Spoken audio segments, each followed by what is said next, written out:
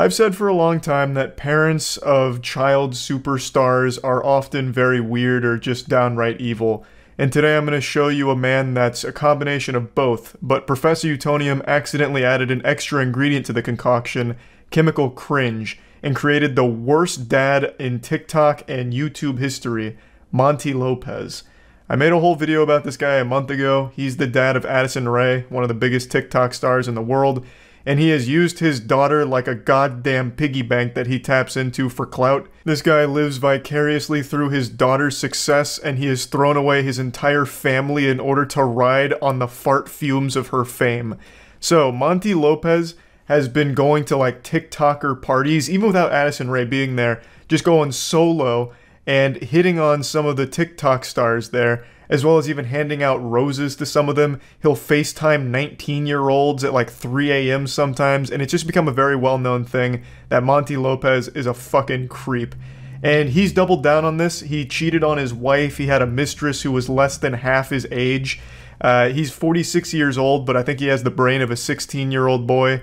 It is pathetic, and it just keeps getting worse. So yesterday, well, 2 days ago now, he posted a diss track on Yung Gravy. Yung Gravy is a very large artist now who's been really popping off recently, and even was hooking up with Addison Rae's mom, Monty Lopez's ex-wife. So that made Micropenis Monty very upset, and the two had beef, but it was very one-sided because no one really gives a fuck about Monty Lopez. He's just like this little pest that kind of flies around. He's like a goofy side character in a filler episode of Naruto that no one remembers, but then when he does appear, people kind of laugh at. But anyway, Monty Lopez made this diss track on Yung Gravy, and I just wanted to show you a little bit of it and talk about it because this is really something special.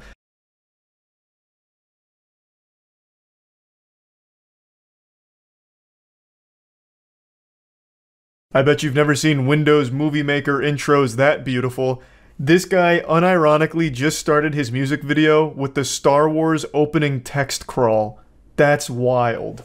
A classic. And I would argue Monty Lopez's music video here is on par with the latest 3 Disney Star Wars movies, to be honest. Like, they're pretty close in quality. I love this, though, because it immediately sets the tone for the rest of the video. It's setting you up for an absolute fucking masterpiece. A long time ago in a galaxy far, far away, somehow Monty Lopez returned with a banger, a fire diss track. Hey, look, Gravy, this is for you, bro. Fuck you and fuck them hoes. I'm a villain in the villa. I stole your bitches. That new gen fame, I could help you make a living. This just screams midlife crisis and insecurity. I also think it's a giant self-report on loneliness here. I always find it to just be a huge tell that you get no pussy when, for your diss track, you hire women to be around you and pretend like they're somewhat having fun near you. For a normal music video, I get it, but for a diss track directed at someone, it just shows you're trying way too hard to be something that you're not. Like, this just isn't the flex you think it is here, Monty. This just makes me feel like you have been absolutely destroyed since the divorce with your wife, which you caused, by the way. And now you're just really trying every way of presenting yourself as not being lonely, which I do get the impression you are, especially since most of the 19-year-olds that you were talking to don't talk to you anymore. But anyway, I want to give a little special shout out to all of the dancers in this video here. It can't be easy to do this. To make it through the filming of this without puking has to be an incredibly difficult task, because they have to listen to this song on repeat 100 times. That's enough to drive even the most sane individual to complete lunacy. And they had to be around Monty Lopez for however many hours it took to film this pile of shit, and that just sounds downright dangerous. In the studio with your girl, she a fan. You just stuck at home with your dick in your hands. Just a heads up, that Windows notification you heard during the song was my computer. It wasn't in the song. It happened when I was recording it, and I just did not feel like subjecting myself to this fucking torture twice, so I didn't re-record it. But anyway, I want to focus on this line here. In the studio with your girl, she's a fan, while you're stuck at home with your dick in your hand. Monty, what is she a fan of? You don't do anything. Legitimately, the only thing you've ever done is give birth to a TikTok superstar, and her fame you had no role in whatsoever. Monty, you don't do anything. There's nothing to be a fan of.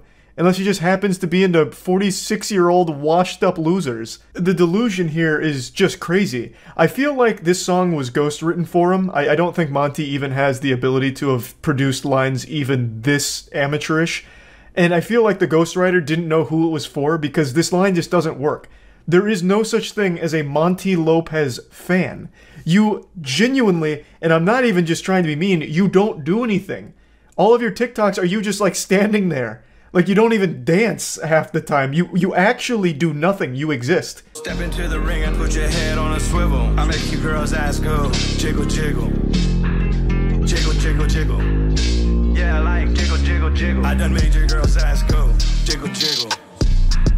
Jiggle, jiggle, jiggle. Welcome to basically the rest of the song. He just keeps saying jiggle, jiggle over and over again. So maybe this truly was written by Monty Lopez and his brain finally stopped functioning there towards the end and just started like record skipping on jiggle. So he just kept writing it down and then just, that's where it ended. For the next fucking 45 seconds, it's basically just him saying jiggle, jiggle over and over and over again as the models he paid just shake their ass near him and he spanks them.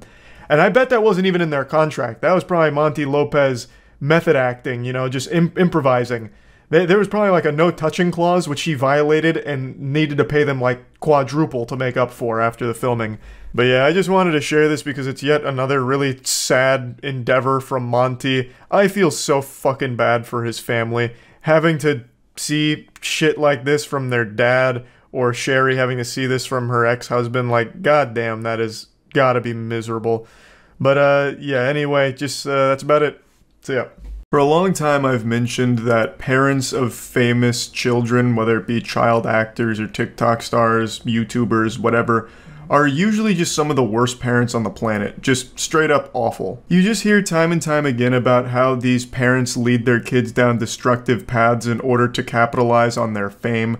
A great example of this is recently from Jennette McCurdy, who played Sam in iCarly. She released a memoir called I'm Glad My Mom Died, and in it she documents a history of abuse from her mother. As well as Nickelodeon, she talks about some awful shit Nickelodeon did to her, and her mom's response to it was things like, that's just the price of showbiz. You know, you gotta shake it off. This is what it means to be famous. All the girls would love to be in the position you're in. Don't be so ungrateful. Just horrible things. The mom was well aware of everything that Nickelodeon was doing to her daughter and didn't care. In fact, even piled it on by calling her names and doing other horrible shit.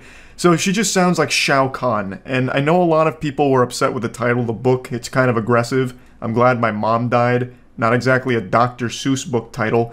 But I think most people would be somewhat relieved when the boogeyman in their life passes, so I understand where the name is coming from after reading some of it. I haven't finished it, but it's really interesting and very fucking sad. And the reason I'm bringing this up is because it ties into a topic that I want to talk about today that I just learned about. I'm sure all of you have heard of the name Addison Rae by now. She's one of the biggest stars on TikTok, and she's gotten so famous that it extends well beyond TikTok, so even if you're not big on the platform like me, you still at least know her name. Well, her dad is a fucking weirdo, and he has torn apart their family for the sake of his own clout chasing. Can I get a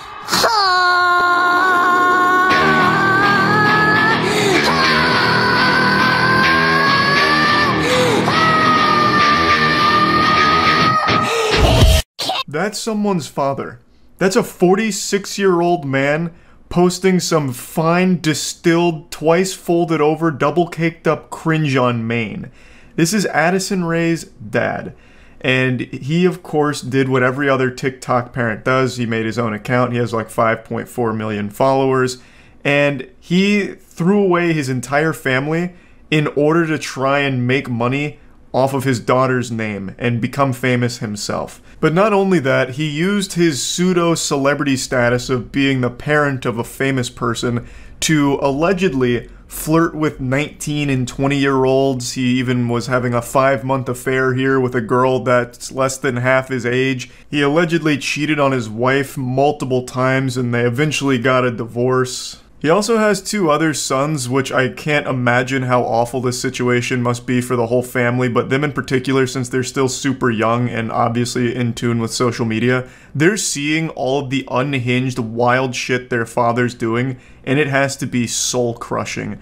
I feel so terrible for the entire family, and it's gotten so bad they've sounded the DEFCON alert system. Almost every TikTok influencer in the space has told at least one story about Monty Lopez being creepy to them. They need like a restraining order or something where Monty Lopez can't be within 5 miles of a TikTok influencer, because he sniffs this shit out like a goddamn animal. He's got like a spidey sense for it. He just gets this tingle and shows up to every TikTok party imaginable by himself. He doesn't go with Addison Rae or anything. He goes solo, which already is a giant red flag. There's nothing wrong with TikTok stars' parents being involved in their life or even in their videos. Like, Addison Rae made a ton of videos with her mom and dad and brothers, and that's totally fine, wholesome, whatever. But it gets to a point where it's uncomfortable when the dad is just going to all these parties by himself without the actual star of the family there, because now he's got it in his disillusioned, brainwashed mind that he's the star. So he goes there and allegedly hits on the 19 and 20-year-old influencers there, and everyone's uncomfortable. There's a ton of videos of him at these parties, like one where he's handing out roses to some of the girls there. There's a lot of footage that makes it just seem like Bigfoot sightings. They'll like circle in a red circle, like Monty Lopez in the background, like being weird with a TikToker. It's so weird. It's like found footage, you know, but it's not blurry. It's fucking caught in 4K being creepy. He also starts beef with these young women. Like, he started shitting on Tana Mongeau. I'm not going to bring up any of these clips because the clips themselves aren't very entertaining or interesting. It's the story itself that's interesting and sad. So he posted a TikTok saying, "Do you think Tana Mongeau's fucked more than 300 dudes or less than 300 dudes?" To which Tana responds by showing a ton of receipts about him trying to, like, hook up with her or, like, trying to connect with her, as well as telling stories about how unbelievably weird he is to all the other TikTok stars. There's also a video of him FaceTiming a 19-year-old, like, really late at night in the car. It's just very yucky stuff. And this is just another perfect example of how awful a lot of parents are for child stars. Because I think a lot of them, like Monty Lopez, treat their children as props for their own success. So Addison Rae gets super famous. Monty Lopez weasels his way into some of the videos, makes his own social media accounts, which get popular because he's the dad of one of the biggest stars on the platform, and now it's gone to his head. He wiped his ass with his whole family, divorced his wife, and now just tries to fuck young women and try and become a wealthy TikTok star himself. Just another tragic story of a child star whose dad is absolute vile filth. There's nothing that Addison Rae's mother's done that I found that's distasteful or bad or anything like that. I want to make it clear, it's not her whole family, it's just her dad. But the topic itself that I'm focusing on is just how awful a lot of these parents can be. In this case, the parent is Monty. From everything I've seen, Addison Rae's mom hasn't done anything wrong or anything. She seems very wholesome. And in fact, the reason why Monty Lopez wants to fight Yung Gravy is because Yung Gravy has been very public about wanting to be with Addison Rae's mom, Sherry. And Sherry's even teased back about them going on, like, dates and shit. So Yung Gravy might fuck Addison Rae's mom, and it makes Monty Lopez uncomfortable. I don't know the whole lore behind all that, but Monty Lopez sucks. Just another sad case of a shitty parent using their kids to further their own agenda no matter what the cost. Also, big shout out to Monty. I'd like to add one more thing to this. This fucking parasite claims videos that show clips of him embarrassing himself. His whole TikTok page is just his worst moments as a human being displayed. This guy has no self-awareness. Every single video he posts on there is a video that any sane person would want deleted and scrubbed from the internet forever. Yet he proudly posts. And I can't show any of them because he claims the videos where people are insulting him for it. So this absolute insufferable douchebag anus still has the audacity to try and somehow fight for his public reputation despite doing everything possible to sink to the lowest depths of hell to be the giant scumbag. He blows my mind. He's all about, like, the grind and money, so he takes the absolute most revolting approaches to it by copyright claiming videos that use some of his clips to try and take the ad revenue from it or whatever. It's so wild to me. I was reading a bit about it, and just when I thought he couldn't get any worse, I learned that he was copyright claiming shit. A YouTuber named Dumpy even mentioned that he had to pitch up some of the videos because Monty kept claiming it. It's fucking silly. This guy is just an absolute massive clown, and I feel so sorry for his entire family. I can't imagine he was a great father growing up, and he's only getting worse. Of course, I'm making a giant assumption. Maybe he was a fine father figure who got corrupted once his family, or once his daughter got famous. I couldn't tell you, but this guy sucks. He's weird, creepy, and what he's done to his family is unforgivable. That's really about it. So yeah. I know Thanksgiving's right around the corner, but I'm too excited. By golly, I tell ya, I can't wait, so I'm serving up the turkey early. So I hope you've brought your appetite, because here comes the choo-choo train open wide. I'm feeding you something very wacky today. This week, 2 Arizona school teachers lost their jobs after some of their OnlyFans content they were producing leaked. And it wasn't so much the existence of the OnlyFans itself, it was more so the fact that some of that content was filmed in the classroom that the woman teaches at. Her name is Samantha, and she was an 8th grade science teacher by day, but by night she was a penis professor. And she filmed videos with her husband where he would just fuck her in the classroom that she teaches at, just reducing a holy dojo of education to a simple cum dumpster. Now, in response to all of this blowing up, she's come forward with another video, but this time she's not getting her ass spread open, she's spreading her side of the situation. So, she has this video that explains why she did all of this, as well as going over how everything unfolded, and I'd like to share that with you all, as well as going a bit deeper about the situation, because it's maybe even a bit more than wacky. This is starting to teeter on the edge of being pure silliness, even, I dare say. I created content at the beginning of the summer in order to earn extra money on the side to help pay for our basic necessities that our salaries were no longer meeting. So she starts by explaining that teacher salary, especially in Arizona, is dog shit. And you'll get no argument from me there. Teachers get paid in popsicle sticks, basically. I think their salary is laughable compared to the work they're expected to do and how miserable the job can be. You make more money boosting League of Legends accounts every other weekend than you do as a full-time teacher. It's fucking ridiculous. I think it's just sad. And her husband is also a teacher, so a 2-teacher salary isn't exactly like hitting the jackpot. That's not an infinite money cheat code or anything. So she says that her and her husband started to struggle with being able to meet the basic requirements for their family and their children, which is why she looked for alternative income methods and chose OnlyFans. But then the question still exists of why do it in the fucking classroom that you teach your students at? It makes no sense whatsoever. I chose an anonymous name as well as blocking the entire state of Arizona on my OnlyFans so that it wasn't accessible to anyone living in the state. I didn't even know this was something you could do. I had no idea our technology was this advanced where you could just ban an entire state from checking out your OnlyFans. It makes sense that she tried this approach here, so that way no one in the immediate area would ever find it, but clearly something went awry. The technology must not be bulletproof because they still found it, and rather easily, it seems. Just listen to this. One student reportedly told his mother that his teacher was spread over his desk. What a crazy conversation that must have been. Just picture yourself being that kid. You're hanging out, sipping your apple juice, just a normal 8th grade day, and a friend of yours sends you a link to a video your teacher filmed and says, "Isn't that your science teacher, Miss Samantha?" So you click it, you open it, and there it is. No secrets left. Your teacher is being spread like butter on toast, and it's on your desk. You just sit there thinking to yourself, oh man, I did algebra on that desk. And then imagine going into school on Monday and coming right up to that desk, like you'd have nothing but like these war flashbacks, these visions of cheeks being clapped on your desk as a tear streams down your face. I'm also curious how many desks she was fucked on top of, because in another report someone said, "That was my friend's daughter's desk, and she is mortified over the situation." It really seems like no desk was safe in this situation here. And I have to wonder, did they like clean up after themselves or anything? Because they didn't set it up like it was a scene out of Dexter where he puts up like all of the, you know, sterile environment, like surgery operating room kind of shit. They just went in there raw and like in the actual classroom and fucked. Did they at least bring Clorox and wipe off the desks when they were done using it? Or did students then go into that classroom after the weekend and wonder why their desks smelt like asshole? This whole thing just doesn't make any sense.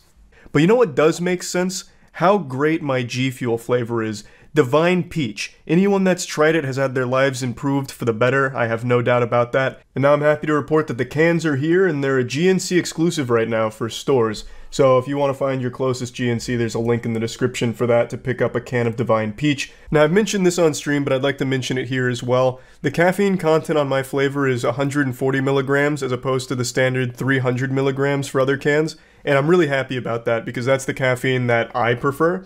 So I wanted to bring that to your attention as well. And there's also a sweepstakes going on right now for anyone who buys a can and takes a selfie of themselves dressed as me. You stand to win a G Fuel mini fridge or a 12-pack of Divine Peach. The video that was created and advertised was made after contract hours on the weekend. No minors were ever present or involved in the videos. I don't think anyone was ever trying to make the accusation that minors were present or somehow involved in the content, because that would be a whole different ballgame. This would be an entirely different conversation. That would be a massive, massive, massive crime. Now, what people are saying is even though minors weren't present, the fact that you're using their space for adult content is a problem. Obviously. So although there's no kids there, like Junior's not knocking on the door to the classroom, Miss Samantha, I've got my extra credit homework. Oh, jeepers! Like, even though there's no kids actually there, the fact that you're fucking in their playground is an issue. You can't just go to a kid's space and film this kind of content. It's not okay. You can't just like venture on over to Chuck E. Cheese and get your back blown out in the ball pit, film it, and expect nothing to come from it, expect it to be all honky-dory. And again, why did you want to use the kids' space for your porn? Why? It's not like that was your only option. You could have done your OnlyFans anywhere else, like at home. Why did you take it and film fucking porn in the space that you teach children? It is so fucked up and weird. And also, I'm sure all of you have realized this by now, but after school hours and on weekend doesn't necessarily mean there's no kids on the campus. I remember growing up, there were always club activities and shit that would go on weekends. So it was still very possible that there were kids in the nearby vicinity. It doesn't mean that there was no kids ever even close to their situation. It just, luckily, none of the kids ever, like, walked in on this shit. The whole video also isn't helped by the fact that she's clearly reading something she wrote in Microsoft Word and is trying to, like, keep up with it. So she'll take these long pauses to scroll, and you can see sometimes she loses her place in the document. So it also comes across as very insincere since she is blatantly just reading it very monotone from her monitor. So I don't think that helped anything that she was saying here, to be honest. I am already paying the consequence by losing my teaching certificate as well as losing the job that I loved most. I thoroughly enjoyed working with my coworkers, teaching my students science, and it brought joy to me every day. Looking back at the situation, I wholly regret creating the video in the classroom after school hours. But I felt trapped in my financial situation, and I felt this was the only way that my family would be able to survive. Really? This was the only way, the only option? Having your husband give you the Big McThankies from McSpankies in the classroom you are a teacher of. That's the only way your family could survive? How? And why couldn't you just film yourself getting fucked by him at your house? In the safety and comfort of your own house, in private, away from everyone else, and certainly away from the area that kids go to learn. Jesus Christ, if the whole idea was to sell a fantasy to perverts about a school teacher being fucked on the job or whatever, why not just set that up at your house? Just get a little desk, a TI-85 calculator, and a ruler, and then still have your husband give you the business there, away from actual schools. Like, it just seems like a no-brainer. So yeah, overall, a pretty wild and wacky situation. Again, I do understand teachers do not get a fair salary. Their pay is pathetic for what they do, and how important teachers are. They're, like, probably one of the most important jobs, and yet they make no money from it, basically. So I do understand the financial struggle, but that doesn't excuse what Samantha and her husband did here. All of their actions fucking in the classroom that they teach kids at is despicable and sick. So it's no excuse for their actions, but I do understand that the teacher's salary is terrible. And yeah, that's about it. So yeah, there's two questions I get asked more than any others. Why am I short, and why do I live in Tampa? And my answer to both of these questions is the same. Because I like it. I like being short. Feels good. Now, obviously, I'm just kidding. I'm not fooling anyone with that response, but what am I going to do about it? Not exactly something I can change, like a bad hairstyle. It's not like the result of being lazy. It's not like going to the gym more often is somehow going to magically make me taller. This is just the way the Lord 3D printed me, and I'm powerless against it, unless I want to break both of my legs and then take years of physical therapy to learn to walk again and all that, which I'm not going to do, so that's the reason I'm short. Can't help it. But my answer was honest to the second question. I live in Tampa because I like it. I know a lot of people outside of Florida view Florida as like some kind of freak show circus PvP enabled zone because of all the Florida Man stories. So people look at this place as if it's some different planet with an entirely different species of people that live here. But I was born and raised in this swamp. 29 years down here, I got that Florida Man gene embedded deep in my DNA. And boy howdy, I tell ya, I don't see myself moving anywhere outside of Florida. I think even when Florida ends up entirely underwater, it'll be like the new Atlantis. The Florida people will persevere. We'll grow little gills, and we'll have our own new society underwater. And we'll still probably have Publix too. I got a little lost in the sauce here. The whole reason I'm even talking about Tampa to begin with is because of a local news story I read today, coming from my neck of the woods. And it's some pretty deplorable shit here. So I wanted to share this because it made me ashamed of my fellow Tampa enjoyers. You are watching what cops say is a terrible crime committed by a brilliant chemist. First, he's seen filling a syringe with some sort of substance. Then he places the syringe under an apartment door. Now, he's no Walter White or anything, but this guy is apparently a very gifted chemistry student. He was enrolled at the USF PhD program and, according to all the reports, was very gifted. And what did he do with those gifts? Well, he delivered them like Krampus to a family's doorstep and brought a lot of problems for them. So he was injecting these chemicals under their doorstep for months, and it caused the family and their newborn baby to get pretty ill. Umar Abdullah and his wife had just had a baby. Almost immediately, they say, their downstairs neighbor, then a PhD student in chemistry, began complaining about noise. Imagine being such a miserable piece of shit that a baby crying makes you so upset that you decide to try and assassinate the whole family because the noise is too much. Like, that's bafflingly evil. I understand that a baby crying or being noisy can be a bit annoying, but I just don't know how it can make somebody snap like this. I had an apartment in downtown Tampa, and you can only imagine the things I was hearing there. Between some occasional gunshots as well as some wackier noises. Like a long time ago, I even posted a video about how there was a whole group of frogs that used to fuck right outside of my window of where I slept. And it made it very hard to sleep because they were being real rowdy. But you know what I didn't do? I didn't go out there, take a bazooka, and blow up the frogs. You know, I didn't go out there with a sledgehammer and tear up the orgy by killing all the frogs or anything. I politely knocked on the window occasionally, trying to, scare them away, like, take this business elsewhere. I also more than once would open up the door out back of my apartment in order to, like, rustle the bush that they were treating like a frat house to get them away. But the thing is, it never elicits such an extreme response. I get noisy neighbors are frustrating. Like, neighbors above you that are just slamming around, like throwing bowling balls back and forth, just causing a ruckus at all types of odd hours. It's a headache. But this is not the same situation in the first place. It's a baby. It's a newborn baby. Obviously, it's going to cry from time to time. That's how babies work. That's just how it is. Like, I just can't imagine the lunacy here to do something like this, which is basically attempted murder, fundamentally, I would say.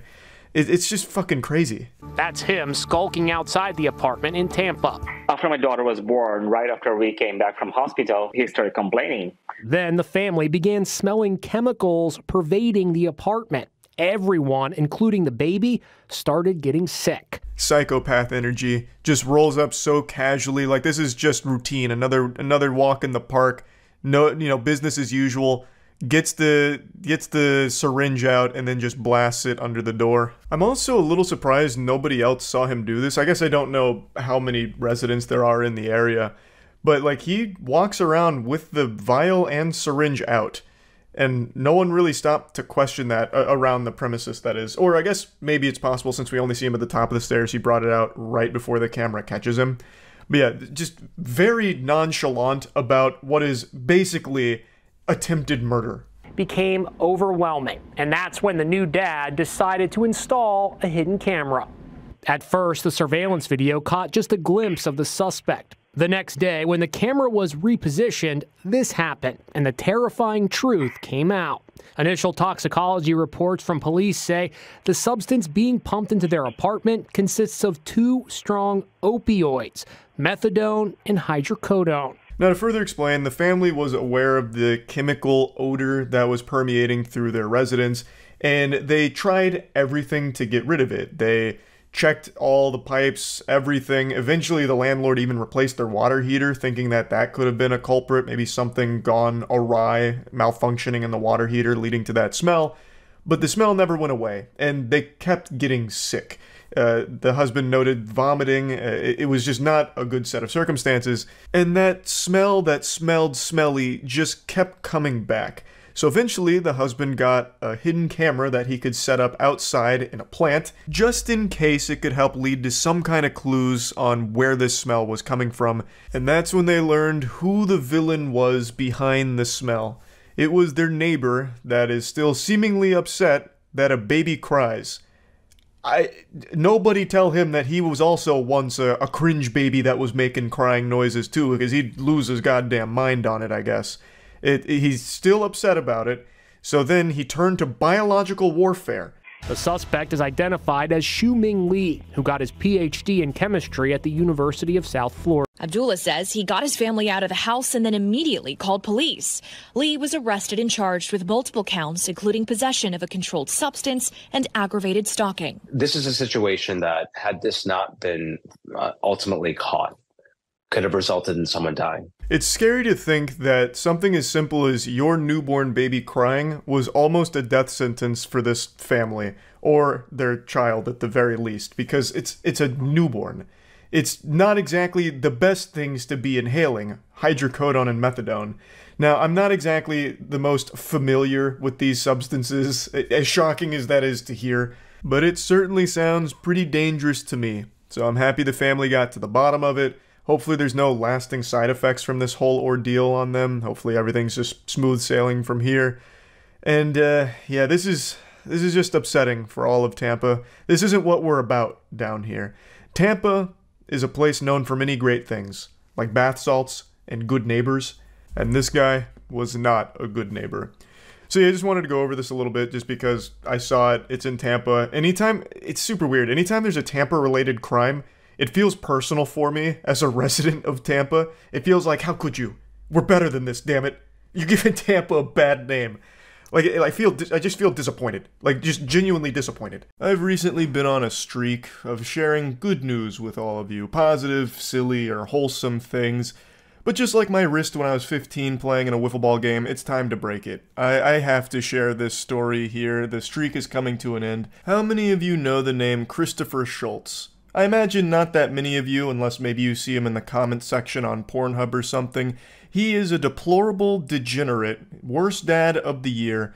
Earlier this year, he killed his 2-year-old daughter by leaving her in a hot car. 109 degrees. She was left in the car for 3 hours so he could go inside and do some online shopping and watch porn. And also played some video games, no doubt bottom fragging in whatever game he was playing, and for 3 hours, he left his daughter in the car to die. So I'm being treated like a murderer? No. I just lost my... Not at all. I know that. And I know this isn't easy for you. That's why I'm trying to be straightforward and honest with you, okay?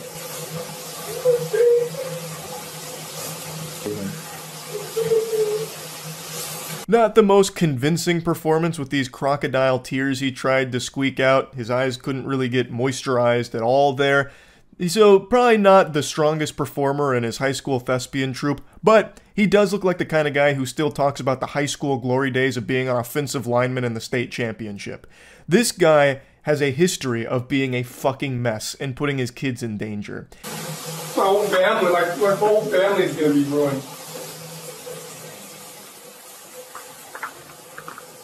Would it be alright? So we can't let you do that right now. We have to stand by with you.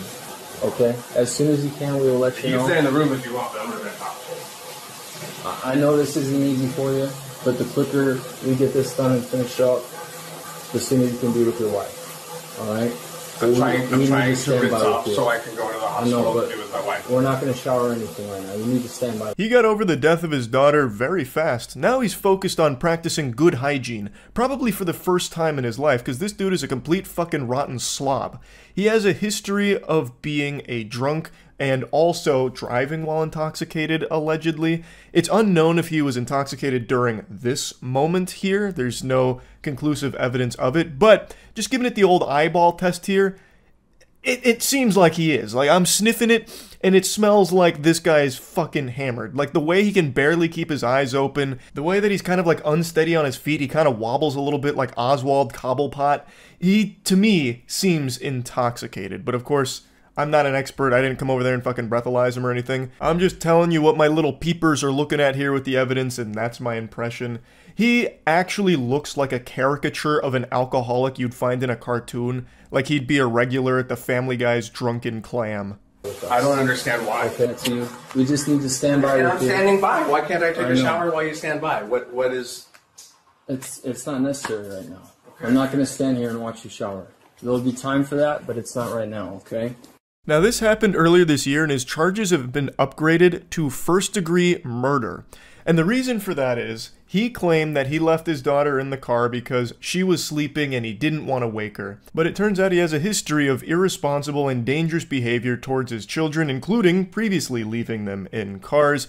And in this case, he said he left the car running, but that he also knew that the car had a safety feature that would turn off the engine after 30 minutes. He said he knew from previous experience. He also tried to claim that he got home at 2 p.m. in order to make it seem like it wasn't that long with her trapped inside of the vehicle.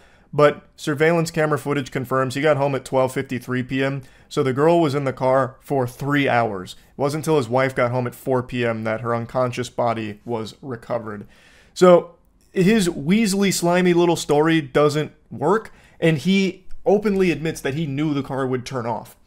Now, they're trying to claim that he forgot the child's in the car, saying, like, you know, this kind of thing happens, people just forget their kid in the car. And I guess that is true, because for as long as I can remember, probably for as long as cars have existed, there have been hundreds and thousands of reports of kids and pets dying in hot vehicles because the people were too stupid to recognize that you shouldn't do that, that that's a bad thing.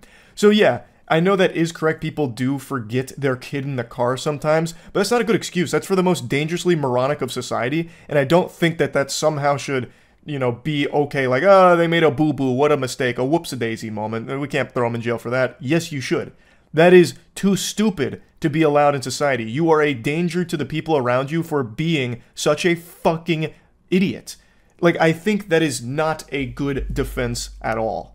Even if that is the case. I don't know if he planned to kill his daughter here. There's no way I'd be able to tell. But regardless, his irresponsible, dangerous actions led to her death. That is an irrefutable fact. And he needs to face the harshest possible consequences for that. And there's a lot of messages that confirm that this guy is just a complete fucking menace. You haven't shown me you can stop putting the girls in danger or not treat me badly. Even yesterday, you drove home drunk with 2 minors. I've been asking for 3 years to cut back and it's actually gotten worse. You replaced cocaine with alcohol. He repeatedly put their children in danger over and over again. Also, apparently shoplifted beer, 2 or 3 cans at a time. So this guy was just fucking boofing beer cans on his way out, just putting them in his prison wallet and shuffling away, I suppose. And there is also numerous incidents where children were wandering around the neighborhood unsupervised without Schultz knowing they were out of the house. On the day of the child's death, the police gave a timeline. The 2-year-old had been in the car for more than an hour and 10 minutes when Schultz began browsing the internet. A computer search shows over half an hour. He visited a shopping site, then spent 5 minutes watching pornography videos. No one removed the child and tried to save her until her mother came home at around 4:15 p.m. About 3.5 hours after police say surveillance cameras saw Christopher Schultz park the car and walk away. Also, according to his other 2 children, he had got distracted putting food away and playing video games. So that's like the whole timeline here. This disgusting Cro-Magnon made the inexplicable decision to leave his daughter in the car because she was sleeping and didn't want to wake her for whatever reason, claimed he left the car running even while knowing that the car would shut off in 30 minutes, goes inside to do a little shopping, probably picking up a few nipple clamps for himself off Amazon, and then watches 5 minutes of porn, so he must have seen one boobie and busted, and then spent the rest of the time putting food away and playing video games. All the while, his daughter was dying in that car. What a piece of shit. And again, this isn't like a freak accident from this guy. He has a history of this kind of dangerous behavior with his children. And here's another text message to confirm it. On the day the child died, the mother on the way to the hospital with daughter texts him and says, "I told you to stop leaving them in the car. How many times have I told you?" He replied, "Babe, I'm sorry." So he has done this a lot. It's been confirmed by many others that Christopher Schultz left his kids in the car pretty frequently. I'm also going to throw this in here because I found it kind of sad when reading about this. Schultz's wife spoke during his appearance in court where he's pleading not guilty to the charges, and she spoke saying that she wants him back home with their other children to begin the grieving process. She also said he is not a risk to the community. He's a risk to everyone. There is repeated behavior that endangered your children, and it led to the 2-year-old daughter dying. And it was pretty obvious from the body cam footage that there wouldn't be any grieving on the behalf of Christopher Schultz. It doesn't really seem like he cared all that much. How could someone who actually cared about his children constantly drunk drive with them or leave them in hot cars so much that you have told him tons of times to stop doing that? That is not the actions of someone who cares. That is the actions of an evil piece of shit. And it seems like she's going to be sticking by his side, which I just do find sad. I'm not like blaming her or anything, because I understand when you've been with someone for so long, it's very hard to come to terms with something like this happening. But she mentioned how he treats her badly and constantly goes against her advice of keeping the children safe. He did the most irresponsible and dangerous shit with his kids frequently. This is not someone that should ever see the light of day again. Schultz also has a 16-year-old from a previous relationship who spoke out about this, saying that Schultz would leave her alone inside of the car sometimes for hours since she was as young as 7. It makes plenty of sense. Actually, I'm surprised it didn't happen sooner. Once, I had to go sit out in the car for 4 to 5 hours and continuously had to restart the car and had only eaten once that day. Like, this is someone who has no regard for human life outside of his own. He, from what I can tell, and this is me just on the outside looking in, it seems like this guy really viewed children as a burden or a nuisance, so any opportunity he had to, like, distance himself from them, he would take. And that would be leaving them in the car so he could go inside and watch porn and play games without having children around to bother him or something. That's the impression I get from this. There is no other explanation for this reckless behavior and this endangering of his children. She described that period as a nightmare, saying that it changed her as a person and she'll never be the same as she was before she moved into that house, and that it got so bad in 2021 she tried to take her own life because she didn't want to live with her father. Child Protective Services got involved and Schultz lost custody of her. This man has a complete disregard for the well-being of his children. This is not the case of a good man making one mistake. This is the case of a bad man making tons and tons of mistakes until it costs someone their life. I truly don't believe that this is some kind of forgivable accident, that it just slipped his mind his daughter was still in the car after it had turned off. This is someone that should face the maximum possible sentence here. I don't know if they'll actually get first-degree murder charges to stick on him here. I'm not a fucking lawyer, but I'm sure there will be some charges that will stick in this case, and I hope that it carries a huge, huge prison sentence. But anyway, I just wanted to talk about this a little bit. That's it. See ya. This is not your fucking property. Go somewhere else.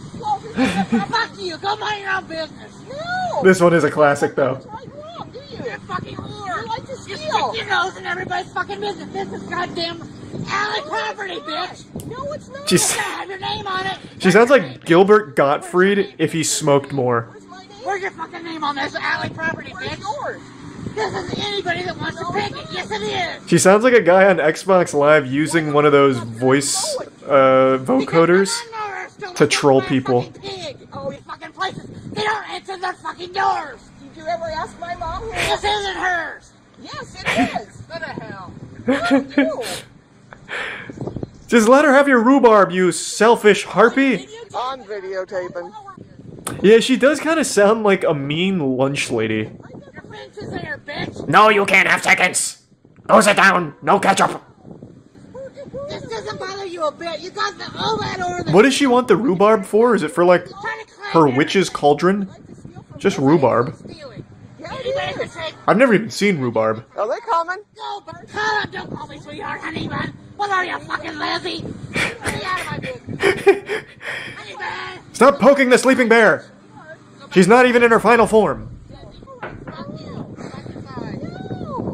I bet she makes a bomb-ass rhubarb pie, though. Go back inside, you big fat ass. I'm taking a job. Oh, bitch. Uh-oh! And then I'll press charges on Let's you. go! Let's get wild! Spit on her! And fucking twist on her tits! Woo! Watching this now. Go right ahead. You don't own this shit. How long does it go on for? How long does it take to grab rhubarb? Holy shit. It's like a giant weed. Just yank it. She tried to fucking hit me. Now she's leaving. Not very fast, though. You can probably catch her. She's still here. Make an idiot out of yourself further. Why do people get so fucking upset about a fence? I mean, I guess if it was like Roller Coaster Tycoon and you got like trapped inside of a fence, I'd be tight, but I can tell. This isn't even hers. It's like when the zombies come back from the dead, like in Grim Adventures of Billy and Mandy, sticking their arms through the ground and shit. Is that Jeffrey Epstein? I'm not sure yet.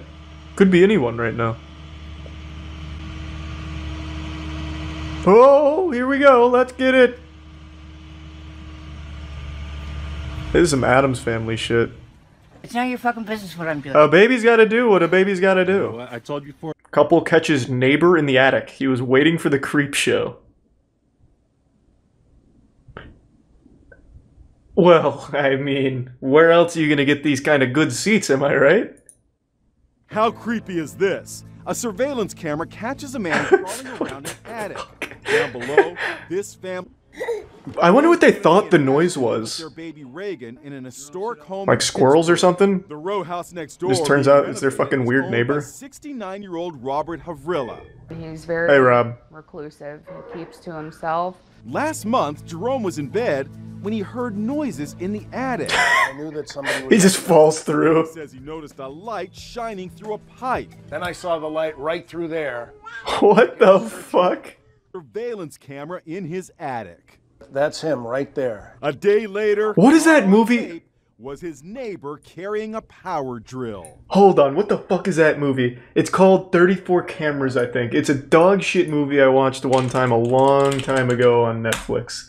It's about like a neighbor who installs security, or 14 cameras. He like installs cameras in this couple's home to watch them fuck. He looks exactly like the guy in that movie. There was originally a wall here that he had removed. And it wasn't just the attic. Jerome also found holes in a common wall. What the fuck? Plugged them up with tissue paper. Long time. So that we can sleep soundly at night. You should have put booby traps in the attic. Like, you should have put, like, some Home Alone shit. Like, little mouse traps. Blast his hand. Maybe, like, one of those swinging logs with nails in it that he triggers. A bucket of water that falls on him. I don't know. Like, go wild with it. Like, have fun. That's like your own little guinea pig. I don't remember exactly what happens here. I just remember when I first saw this, I thought it was remarkably goofy. To climb that wall and to cut these plants. I'm gonna cut it down and have to blow up the goddamn place! Okay, now you're threatening to blow up the goddamn place? I'm calling the cops, Diane. Sounds like the rhubarb lady. Son of a bitches! You too, Diane. Have a good day. I'm gonna send this to the She kind of looks like Elton John a little bit. Department. Have a good evening. Good! Good. Have a good night. Number, I would have given it to you. Then give me another number. Okay, I will. But what incentive do I have to give it to you? Oh, Diane, you jokester. I have no incentive. You're cutting my fence. That's criminal damage. This is criminal damage. This. How can that be your fence? She's just doing her job. She's working. Christ. You blocked yourself in. This one. Yes, I am. Thank you very much. This is a path then. This is no longer a path. How can anybody fit in this space? She looks like Tom Cruise playing a character. You have taken away the right. I'm asking you to stop nicely. Very bold to... Whoops, I didn't mean to do that. Very bold to just grab the saw. Last night I got sent a clip that made me extremely angry. It's a clip of a streamer playing Madden 21 with his child on his lap, and then he did poorly in the game, like he missed a first down catch or something, and he just went full fucking primal caveman and smashed his controller on the desk, which made his kid start crying and made him even angrier. So then he throws his kid on the chair and then yells at the kid because he's doing shitty in the game. Right away, him playing Madden 21 tells me he already makes bad decisions, but to broadcast your child abuse on Twitch is a really fucking wild one to do. I'll play the clip for you now, but I just want to give a fair warning. I think it's pretty hard to watch, so just keep that in mind, but I think it's important to see how big of a piece of shit this guy is. God damn it! Fucking $300 fucking controller!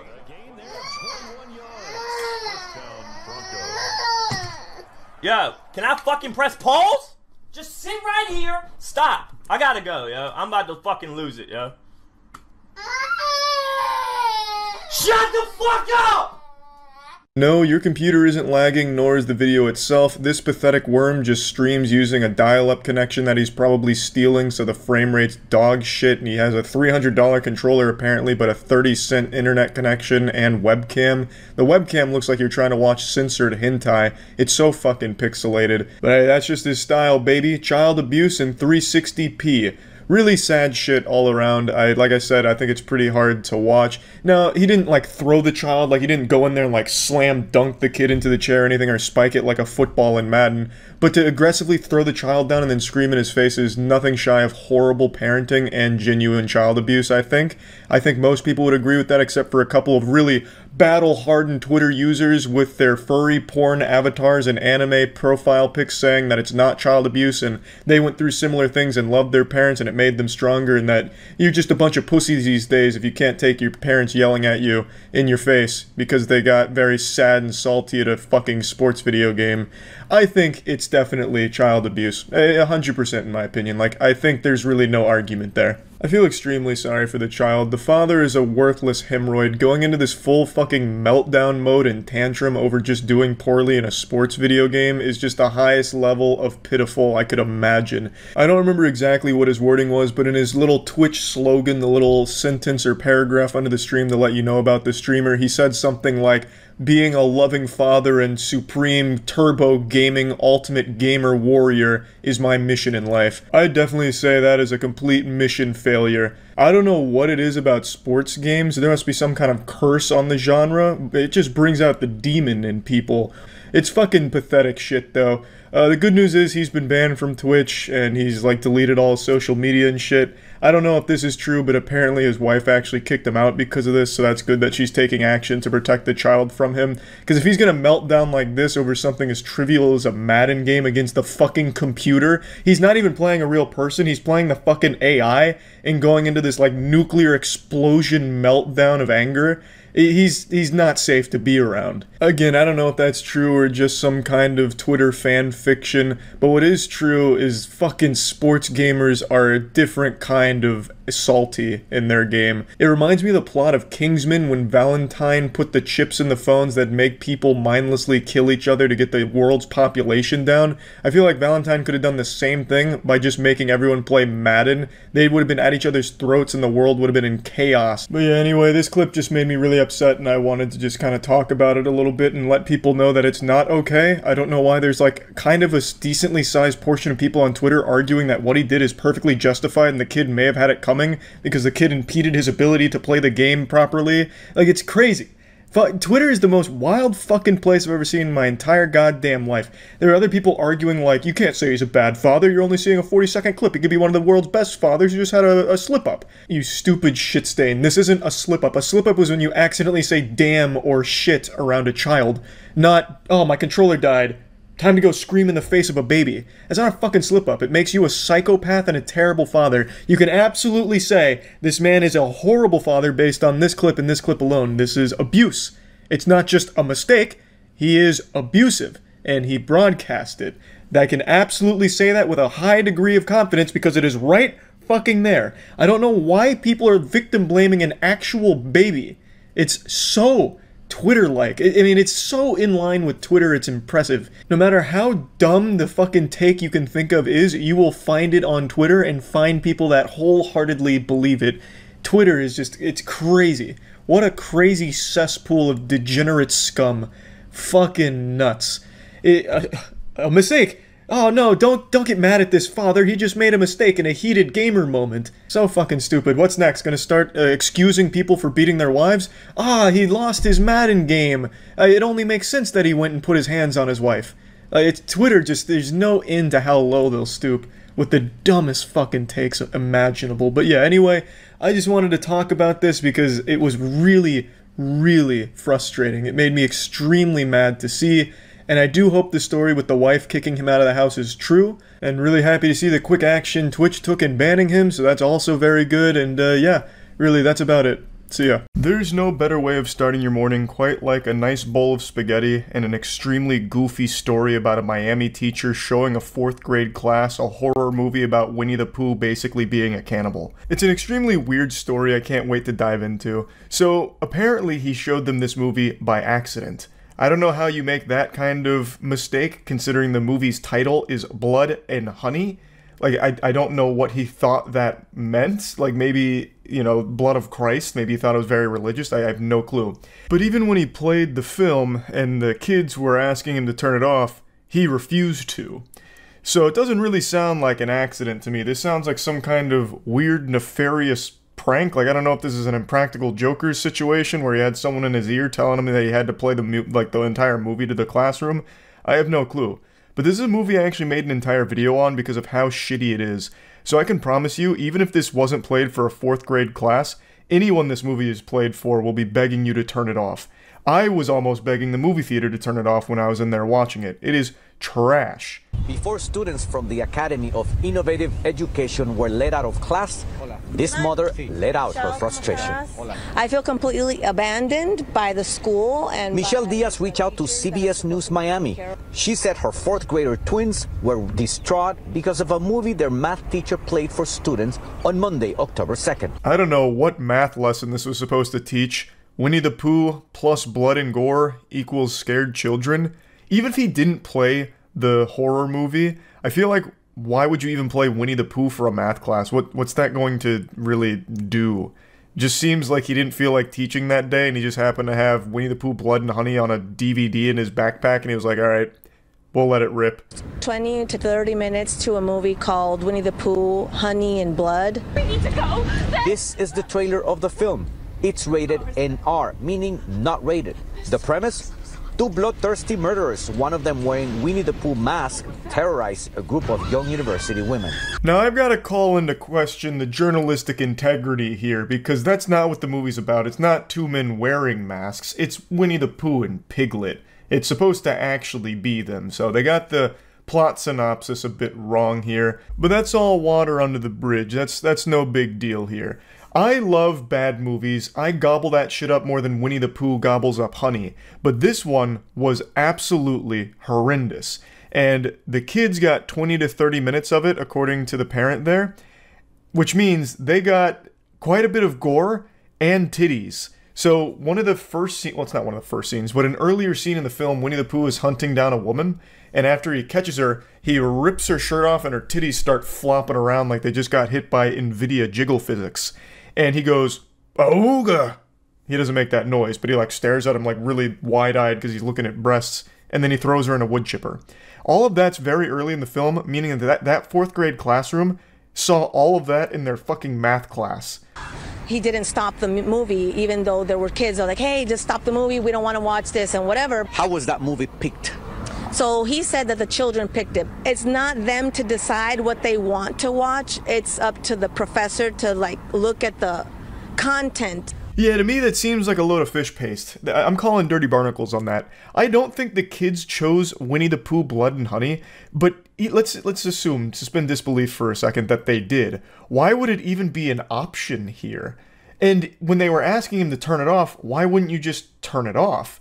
You know, like, it doesn't seem like this was accidental. It doesn't seem like, oh, you made your bedtime to lie in it. You wanted Winnie the Pooh Blood and Honey? You're getting Winnie the Pooh Blood and Honey, you little bastards. You fucking rapscallions. Just should have been able to instantly recognize that this isn't the type of film that should be playing for a 4th grade classroom.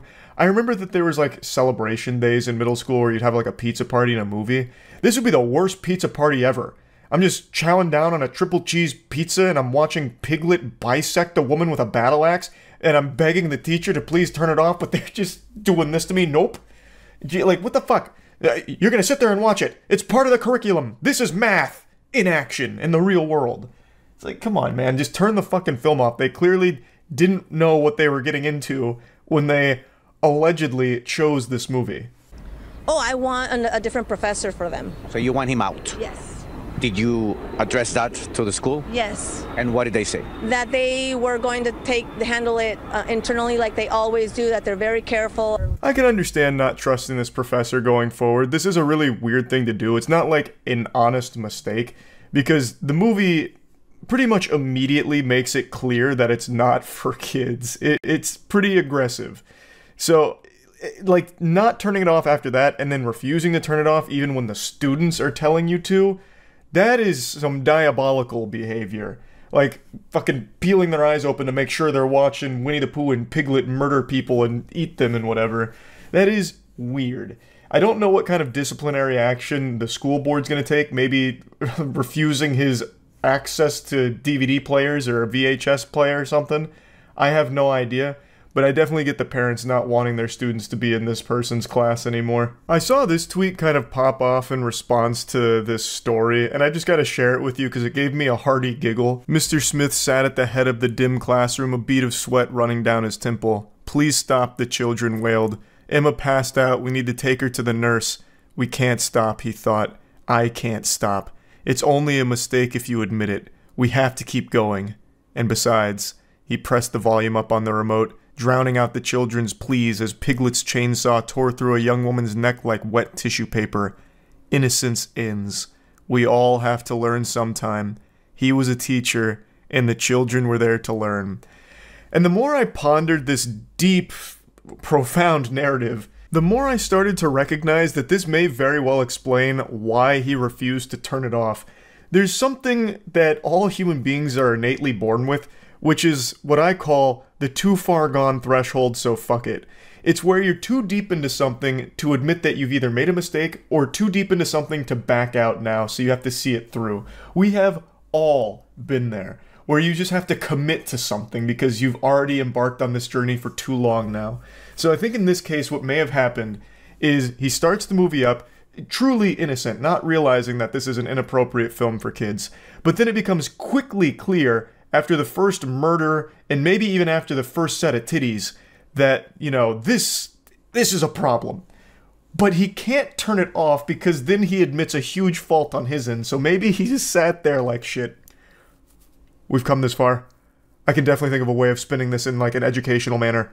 Okay, so perhaps the honkers, the two honkers, are representative of algebraic expression, the FOIL method, first, outer, inner, last, okay, yes. And Winnie and Piglet on a murdering rampage is a lot like slope-intercept form. Like, I actually do think there is real merit to this theory that perhaps he was just too deep in it and he thought it'd be worse if he just turned it off and admitted that he fucked up. So he just sat there trying his best, sweating profusely, to think of a reason why this film was playing for 4th graders.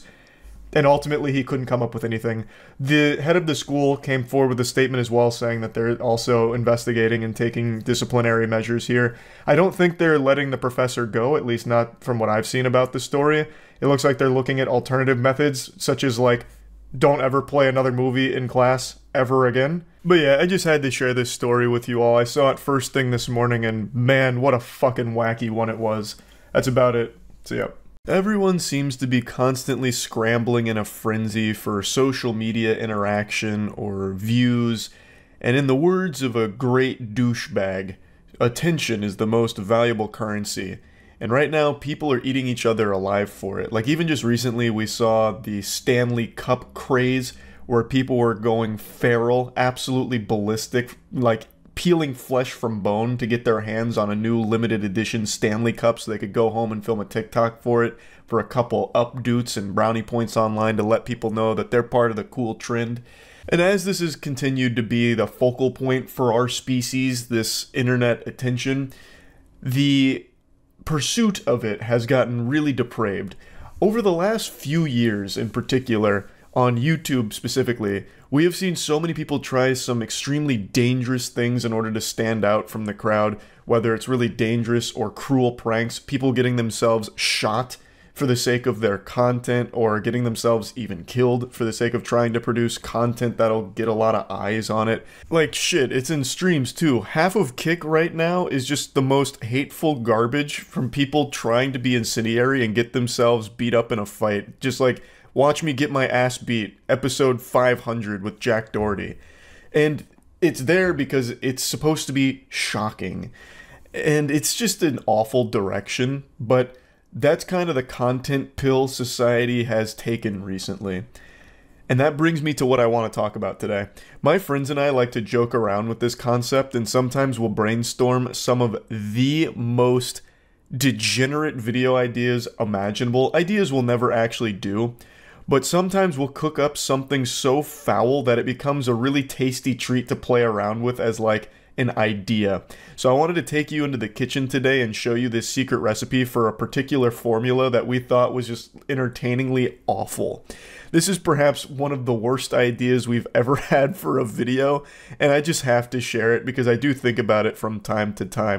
Not as a piece of content that should ever be made by any sane human being on the planet, but just as something that is so fucked up that I can't help but giggle at the absurdity of it. Would you ever donate sperm? Okay, this is another idea I think we'll never actually do, but it's an idea we tossed around as a joke that I think about from time to time. I don't know if I ever said this on stream. It's a diabolical idea. I want to preface by saying that if all of us donated sperm, and when you donate sperm, there's like a whole process you have to go through to make sure you're like okay to do that, and that people would choose your sperm and all of it. Like there's a whole bunch of bells and whistles and hoops to jump through for it. You can't just go there and be dumping DNA willy-nilly. But we thought it'd be really fun if we went as a group to do that, and someone uses our sperm.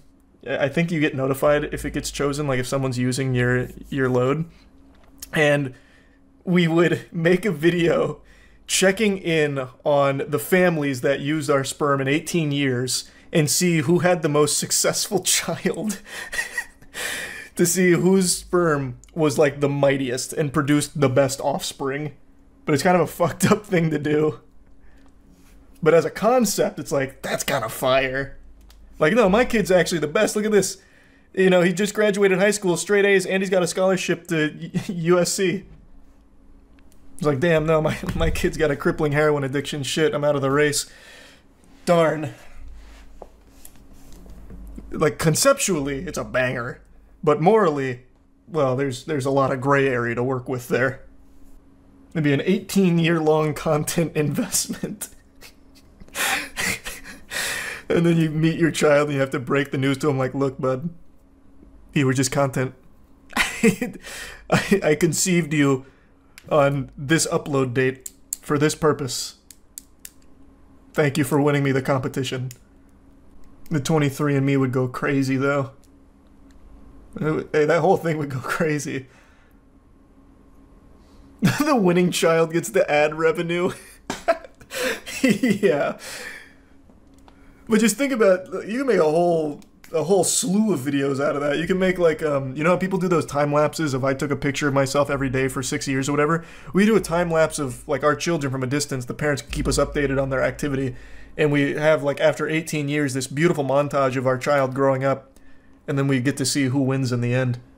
That's like a whole season's worth of activity. Yours would definitely win. I don't think so. I think if the whole crew gave their semen, and let's say we actually pulled the trigger on this downright evil idea, I think I would probably not win. My genes aren't great. I'm 5'6". I had terrible mentality growing up. Acne out the wazoo. Like, I think my kid would probably not be super happy. I think of our group, Chase would win. Chase he is a specimen. Chase is like one of the most gifted athletes without ever trying. Anything he does that even remotely resembles athleticism, he crushes. And he is naturally good at everything he does. Literally everything Chase does, he is incredible at. I think Chase would produce a superstar. Yeah, but you're smart. Chase is so much smarter than me. Chase blows me out of the water. Like, out of our group, I'm probably the fucking dumbest too, so I don't have anything working in my favor. I would lose this competition right away. Bro, I'd give birth to like another fucking Jack Doherty. They'd be miserable. I'd be ashamed. Meanwhile, Chase is gonna have like an actual hero, a champion. There's actually a documentary that ran for 50 years and was pretty much this concept. They followed a group of children from elementary school until they were elderly and would check in every 7 years or so. You slowly saw them devolve into druggies over time. Well, that made me really sad. It was like really wholesome until the last sentence. Well, hopefully hopefully our idea wouldn't go like that. Not that we're ever doing it. But that would be a very sad ending. If your kid's a speedrunner, do you automatically win? No, absolutely not. It was illegal and Dateline covered it. The study that he was referencing, whatever that was. Yeah, I'd never even heard of that. What do you consider an early loss? If we did this? Well, I don't think you'd have an early loss unless the kid dies. Like, I don't think there's a disqualification. Or I guess if they get thrown in jail. Those would be like the only two things that would be an early disqualification, I think. Man, that'd be fucking tragic, though. Imagine we're doing our, like, I don't know, quarterly check-in on our child. And we learn that they've either been jailed for some heinous crime or dead. That'd be the worst fucking update to that video. Like, damn, guys, I lost. My kid shed the mortal coil. How are your kids doing? It'd be fucking terrible. In Germany, there was a real pilot for a TV show about a sperm race where 12 contestants donate their jizz and see which is the quickest one to reach an egg. The winner would receive a Porsche. That's too deep into the content pill. You know, it is actually an evil idea, but it's one I think about from time to time. It's like the craziest idea that I think we've ever just joked around about. Make your kids play League all day, leveling accounts, and whenever they get an account to level 30, they get their meal. That's just torture. Somehow ours is more humane than yours. Fucking maniac over here, Jesus Christ. Would you ever want to have kids? I talked about this a little bit on stream. I don't have any plans of that anytime soon. I legitimately think if I had a kid, I'd feel bad. My kid would undoubtedly be short. I don't think somehow my father's tall genes skipped my generation and the next one would get it. So my kid's going to be around my height, 5'6", probably, unless the woman is super tall. So I feel like I'd feel bad for him, because it's not easy, especially with social media. Constantly getting picked apart for every small insecurity or weakness you could ever imagine for yourself. And short is like the most commonly accepted one that's still fine. Like, no one bats an eye when you're insulting someone for being short. So I feel like the kid would need a very strong chin, and there's just a good chance he wouldn't have it. If I ever wanted a kid, I'd probably adopt. There's so many kids without a home right now. There's an overabundance of kids that don't have a home. Is your mom short, or did you get unlucky? My mom's short, my dad's super tall. And I got the height aspect from my mom. Mom's 5'2", dad's 6'5". so I went closer to my mom. I didn't even split the middle. The middle would have been around like 5'8", 5'9". It's sad you think that just get your height. I'm fine with it. I can handle it. But not everyone can. There's a real thing called short man syndrome. Like, legitimately, it is a thing. I just learned about a job that I would have never imagined would actually exist, let alone be successful. A baby name consultant. That is a real profession right now. Some expecting parents aren't coming up with names on their own. They're hiring baby name consultants. Can you believe such a thing exists? Some parents turning, unbelievable, to naming consultants on platforms like TikTok to help them find the perfect fit. The baby naming industry has sort of blown up. Colleen Slagan owns Naming Baby. She charges between $250 to $400 for her consultations, and business is booming. Charging $250 to $400 doubloons for some names. I spit that shit out for free every time I create a character in Dark Souls. I love how she refers to it as a baby naming industry. They found a way to monetize just giving name suggestions. You can do that for free. Like, ask ChatGPT if you really get desperate, or you can just Google names right now and get an infinite list of it without paying a penny. To pay hundreds of dollars for a list of names is absolute insanity to me. She justifies it by saying she spends hours on personalizing and customizing the suggestions. So for $250 you get 10 suggestions, for $400 you get 30. And from what I've seen, her suggestions are just normal names. It's not like she's creating fucking brand new vocab words here. She's not speaking in the language of the gods or anything, bestowing upon your newborn this powerful title or anything. It's just like standard names like Olivia or Liam or Phil. Like, it's nothing crazy. Like, yes, she'll like personalize it based on some of the things like the couple will say to her, like, hey, my wife really likes flowers and I really love boar's head pickles. And then she'll come back and be like, okay, well, name your daughter Daffodil or Sprout or Sunflower. And you can name your son Dill. Like, it's nothing super interesting or unique, and it's certainly not worth hundreds of dollars. Why is a name so important? You know, it's the first choice you're making as a parent. It's the first sort of piece of identity you're giving to your child. And a lot of parents, like, they're looking for something really specific. Obviously, a name is extremely important, but I feel like I'm boofing crazy pills here, because why would you be paying hundreds of dollars for someone else to name your child for you, basically? They are basically the ones that are just giving you this list that you choose from, and you probably feel obligated at that point, since you spent money on it, to just settle on one of those names. That doesn't seem like a recipe for success. Holly and Eric Stein own a postpartum meal delivery service and are expecting baby number 3 at the end of August. I don't think I even knew something like this existed. They've been struggling to find a name that will sound good with their 2 kids, Rory and Blair. They hired Colleen and now have a top few to choose from, but are waiting until baby's arrival to make a final decision.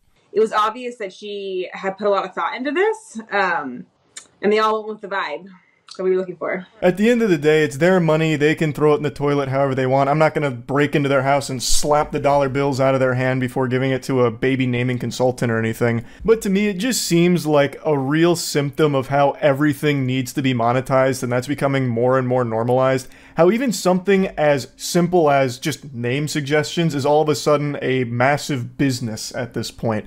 That's just so fucking dystopian to me. I'll go ahead and break the magician's code here and reveal some great names for free. If there's any expecting couples out there, please feel free to use these. There's no royalties on them, copyright free, no trademarks. A name that I've been really defaulting to recently is Jerichomo. It's a name that's derived from a very strong source, my buddy Aaron. He came up with this name and I think it just sounds really fucking cool, so I think Jerichomo is a really great choice. Another one that I've always really appreciated is Avagantimos. It was a name that I came up with on the spot a long time ago when playing a horror game called Penumbra, which could also serve as a cool name. Penumbra sounds awesome. It's like a cool Pokemon, you know? But yeah, Avagantimos makes it sound like some kind of ancient gladiator. There's also Geth, which I think is a really cool sounding name from Mass Effect. If you've played Mass Effect, that name will have even more meaning for you. Mass Effect 3's base ending was absolutely atrocious, but it doesn't mean that the name Geth is sullied in any way. Plus, the DLC did help with the Mass Effect 3 ending anyway, so Geth could be a strong option. There's also Glarb, which is a frog in Magic the Gathering from their new set Bloomburrow, and Glarb sounds great. There's Bilgist, which is something I made up right now, and I'm recognizing that that's probably not a strong choice. Your kid will absolutely be subjected to bullying and being made fun of for that, so don't go with Bilgist.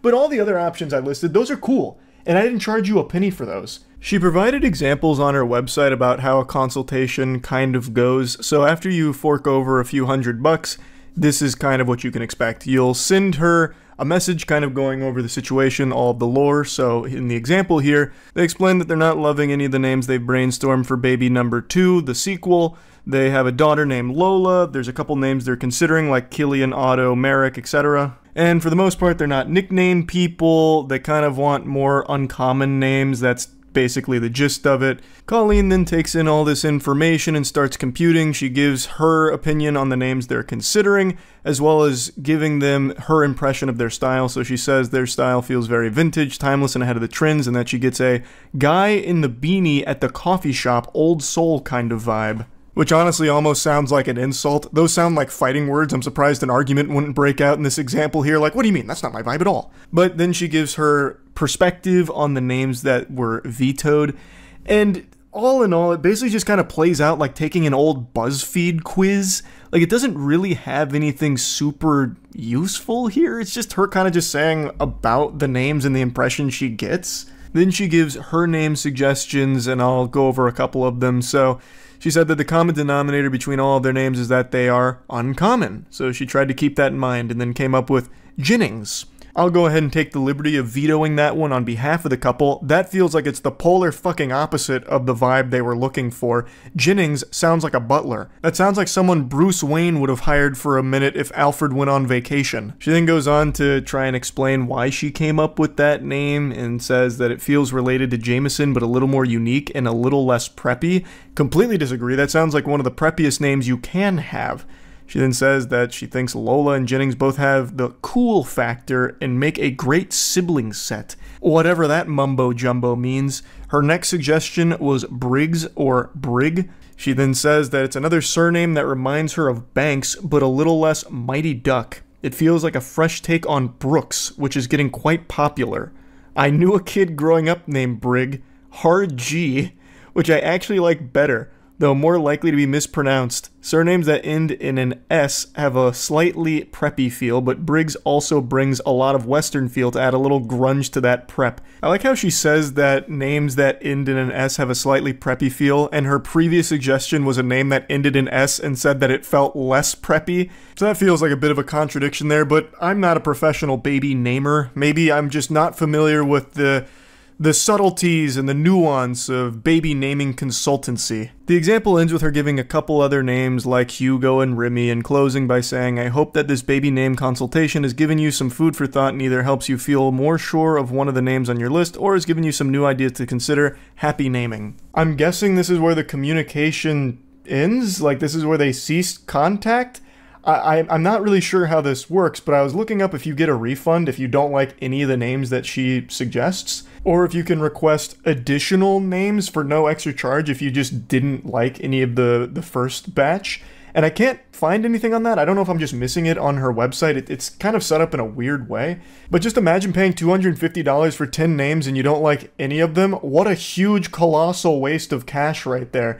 I feel like you should be able to give your input on it and see if like maybe you two can come together and iron out like the perfect name. Because hoo-wee, if you're paying $400, I would expect that you and Colleen here would really work hard to pinpoint that motherfucking name. That's a lot of money to get suggestions that maybe you don't even like.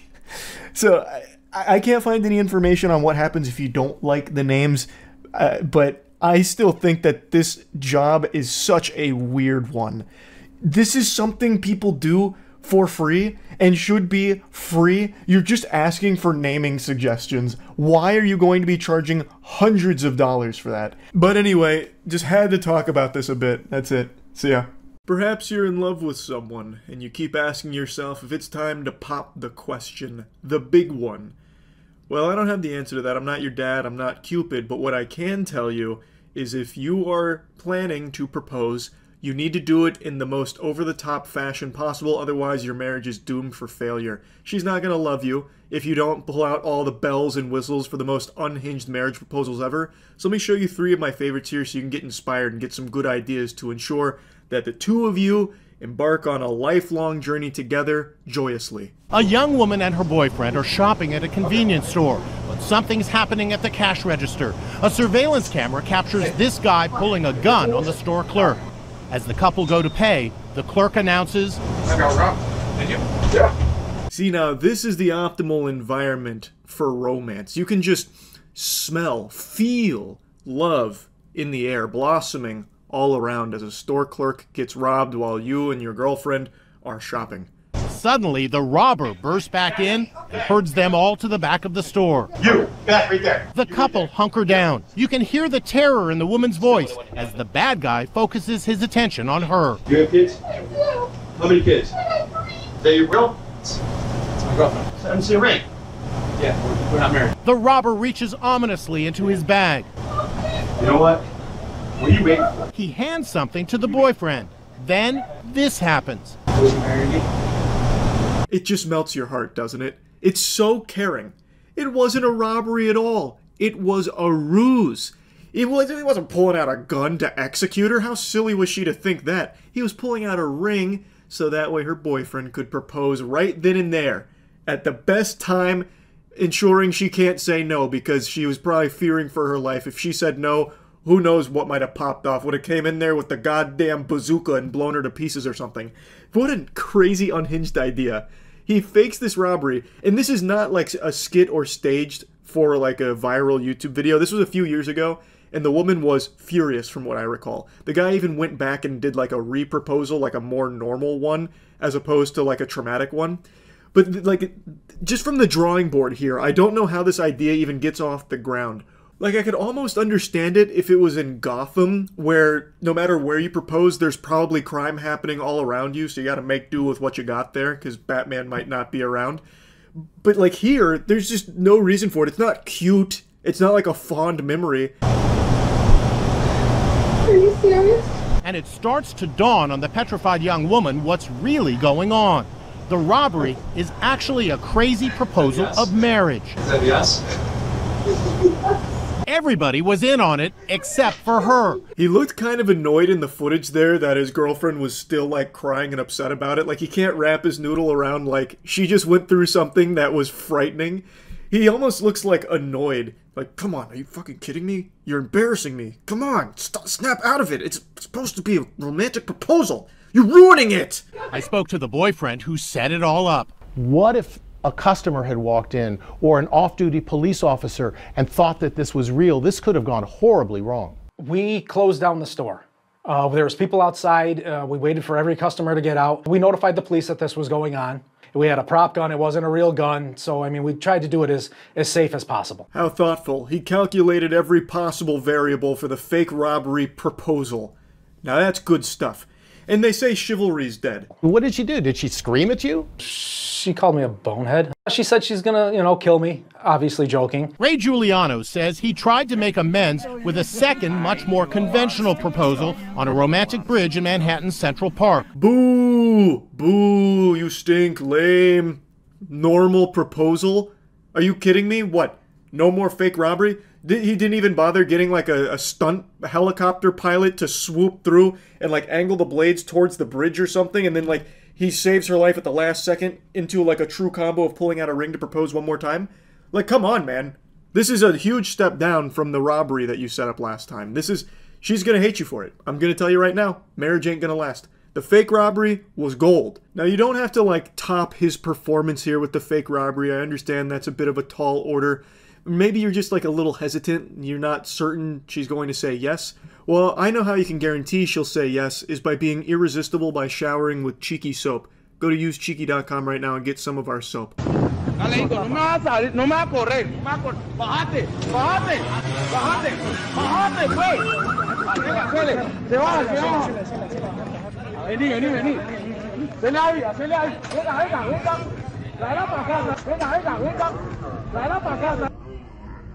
Oh, now this one, Chef's Kiss. This one is delightful. This is a scene straight out of a Hallmark movie right now.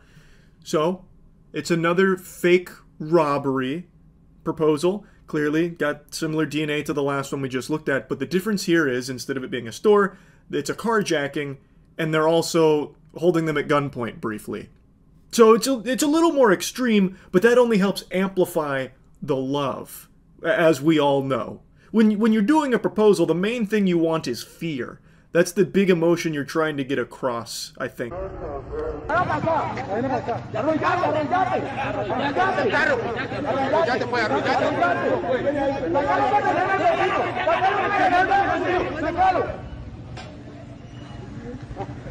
Aww.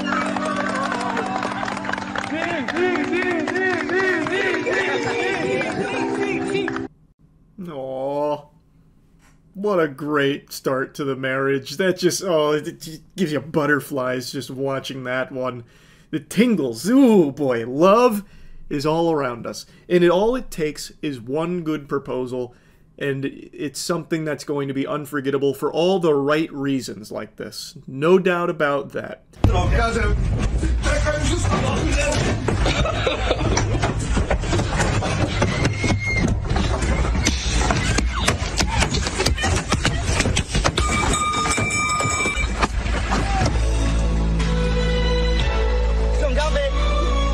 Michael Bay helped direct this marriage proposal. This is exactly what you want. This is textbooks. I hope all of you are taking notes if you're planning on popping the big question to your lover. So, they have a fake abduction here. So, this gentleman and his lady are driving. Truck pulls up in front of them. There's also another angle of this that exists out there, but I can't find it right now, like the original upload. I don't know where the fuck it went. But they drive, the truck stops in front of them. Truck doors swing wide open, bunch of guys in masks come out and just start beating the devil out of the car, busting windows and shit all around, just spraying glass all over the car. And then they have the boyfriend and they throw him in the back of the truck. And then he comes out to like the WWE walkout music. It's very romantic with a bouquet of flowers.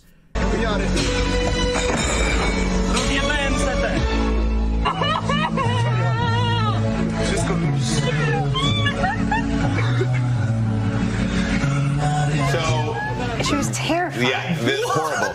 This Russian man decided staging an abduction was the best way to surprise his girlfriend and pop the question. And for some reason, once she was done crying, she did say yes. No, thank you.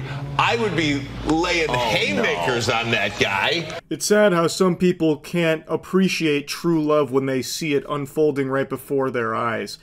Yes, she was shrieking in the car, fearing for her life, crying hysterically because she believed she had just watched her boyfriend get kidnapped, possibly killed, and that she could be next as these masked men with crowbars were beating the shit out of the car, blasting the glass in, threatening her life, feeling like she may not be long for this world. But all of that washed away as soon as she realized it's just a super romantic proposal from the man of her dreams, Casanova over here. It took her a little while to calm down, overreacting, if you ask me. She had to settle herself down a little bit and realize the incredible thing he just did for her and how much he loved her to fake an abduction for the proposal. Now, of course, she was saying yes because she wants to, not because she was afraid about all the dudes with crowbars standing around there watching. I bet that didn't play any role at all into her saying yes.